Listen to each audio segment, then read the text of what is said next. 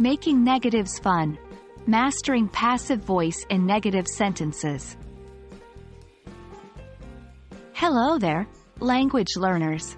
Welcome back to our channel.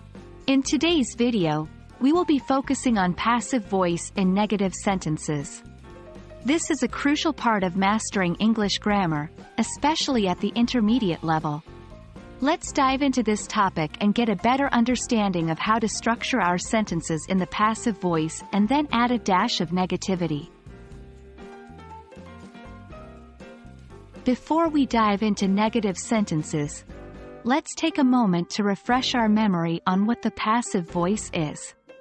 In English, sentences typically follow a subject-verb-object order. However, in the passive voice, the object is moved to the start of the sentence, and the subject is either mentioned at the end or sometimes not at all.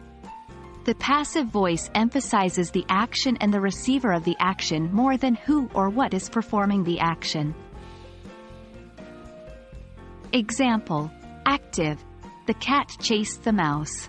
Passive, the mouse was chased by the cat. Here, the focus shifts from the cat, active voice, to the mouse, passive voice. Now, onto our main topic, negative sentences in the passive voice. To make a sentence passive and negative, we use the auxiliary verb, to be, the past participle of the main verb, and the negation, not.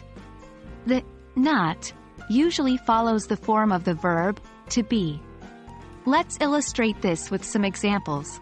Active, John writes the letters. Passive, the letters are written by John. Passive negative, the letters are not written by John. See? It's just about adding the word, not, after our auxiliary verb, to be. Let's put this into practice. Here are some sentences in the active voice. I will read them out, and I want you to convert them into negative passive sentences. 1. The teacher will grade the papers. 2. The gardener has trimmed the hedges. 3. The chef is preparing the meals. And here are the answers. 1. The papers will not be graded by the teacher. 2. The hedges have not been trimmed by the gardener. 3. The meals are not being prepared by the chef. Remember, the key is to place not after the correct form of to be to create the negative sentence in passive voice. Well, that's all for today's lesson on passive voice in negative sentences.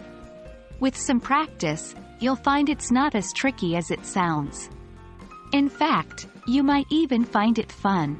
Keep practicing and stay positive while learning about negativity in grammar. Thanks for joining us today. Stay tuned for our next lesson, and keep learning.